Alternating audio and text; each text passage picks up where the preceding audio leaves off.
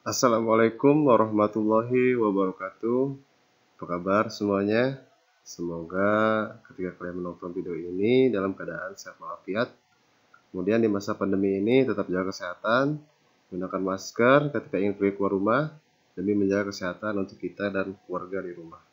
Hari ini kita akan belajar mengenai Simkomdik dan materi kita adalah logika dan algoritma.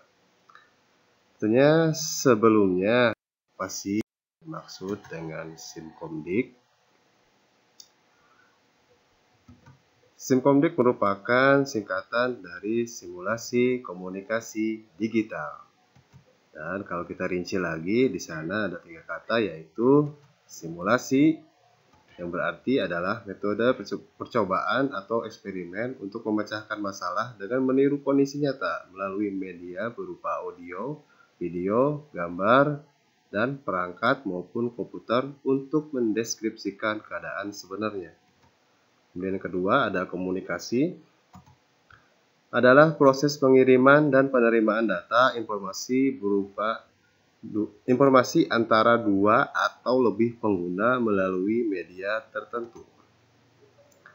Yang ketiga adalah digital. Digital adalah sebuah proses pengubahan informasi ke dalam digital dengan penggambaran bilangan biner yang terdiri dari angka 1 dan 0.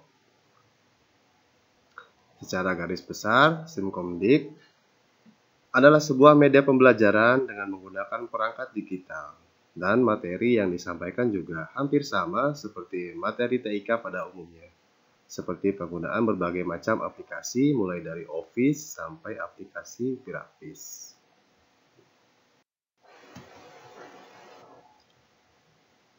Apa yang akan kita pelajari?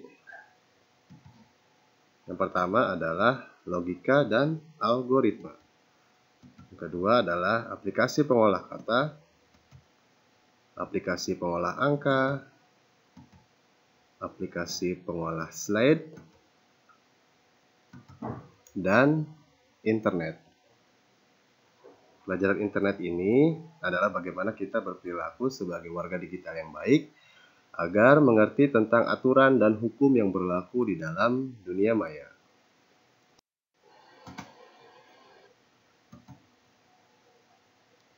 Materi kita yang pertama adalah logika dan algoritma.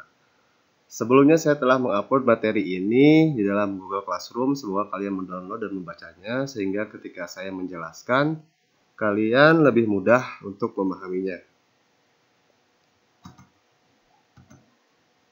Yang pertama adalah logika.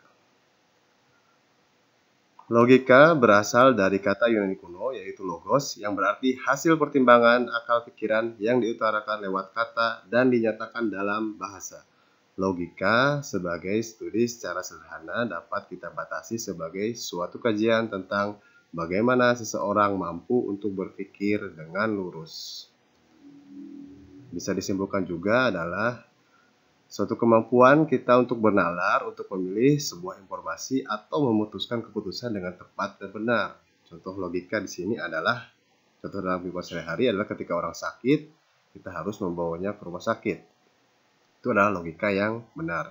Kemudian unsur dari logika ini, dia harus masuk akal. Kenapa harus masuk akal? Karena hukum-hukum logika adalah pada dasarnya dia itu masuk akal dan logis. Fungsi logika. Yang pertama, membantu setiap orang yang mempelajari logika untuk berpikir secara rasional, kritis, lurus, tetap, tertib, metodis, dan koheren.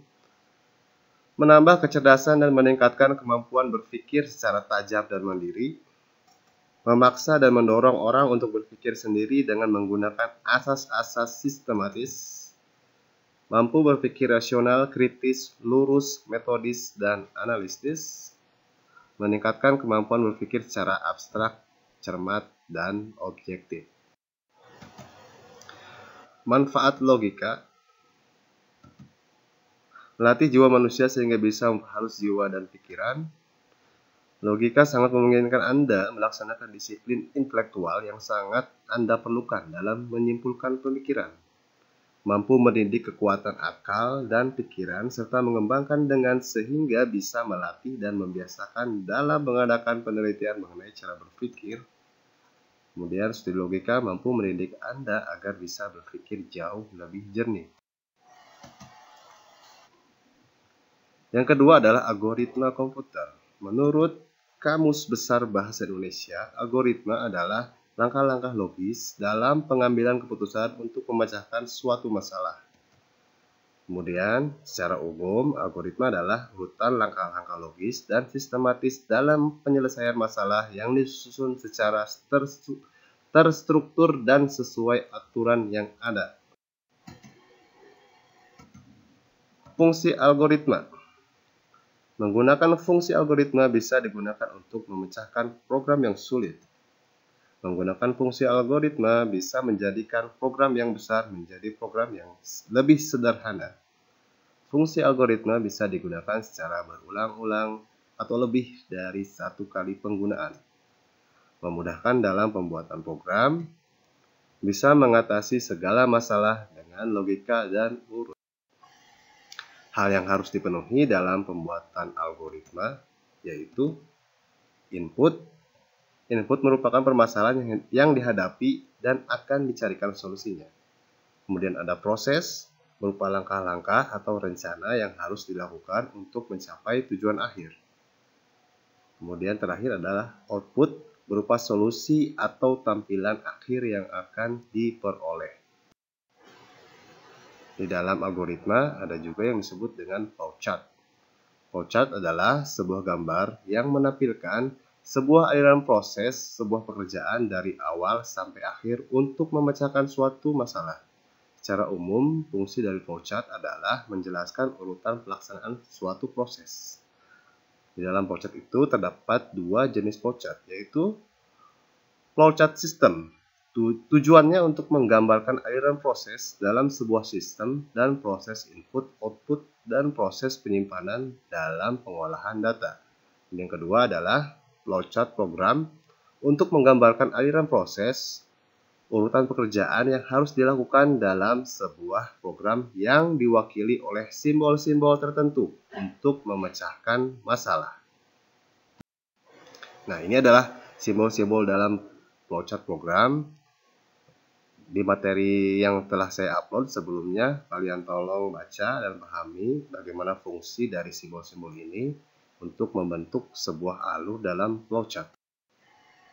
Kemudian ini adalah contoh sederhana dalam kehidupan sehari-hari ketika yang sebelumnya mungkin kita tidak paham bahwa ini adalah flowchart. Kalau kita pahami ini adalah sebelumnya adalah petunjuk penggunaan, tetapi kalau di dalam algoritma dia adalah alur dari flowchart system. Contohnya adalah ketika kita memasak mie instan. Yang pertama, siapkan satu bungkus mie instan air secukupnya, kemudian yang kedua masukkan air, kemudian yang ketiga masak air, tunggu hingga mendidih sampai mie siap untuk disajikan. Untuk flowchart programnya seperti ini. Mulai, kemudian dia masuk ke dalam tahapan selanjutnya, siapkan satu bungkus mie instan, kemudian masuk lagi, masukkan air ke dalam panci, dan terus sampai air mendidih matang. Kemudian masukkan mie, aduk hingga matang sampai mie siap disajikan. Nah, itulah penjelasan mengenai simkondik dan materi yang pertama, yaitu logika dan algoritma. Semoga nanti kita secepatnya bisa bertatap muka langsung dan melakukan pembelajaran secara langsung. Tetap jaga kesehatan, mudah-mudahan kita bisa bertemu di sekolah. Mungkin itu saja yang bisa saya sampaikan. Assalamualaikum warahmatullahi wabarakatuh.